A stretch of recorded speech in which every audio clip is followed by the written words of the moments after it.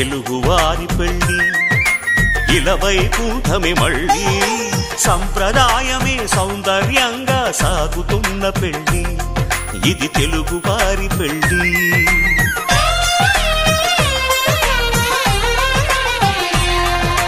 తెలుగువారి పెళ్లి ఇలవైకుంఠమే మళ్ళీ సంప్రదాయమే సౌందర్యంగా సాగుతున్న పెళ్లి ఇది తెలుగువారి పెళ్లి ఒకరికి ఒకరని అనుకుంటే అదే నిశ్చితార్థం ఆ నిర్ణయానికి తలవంచడమే పెళ్లి అంతరార్థం శతమానం భవతి అంటుంది శ్రావణ మాసం శ్రావణ మాసం శ్రావణ మాసం తెలుగువారి పెళ్లి ఇలవైకుంఠమే మళ్ళీ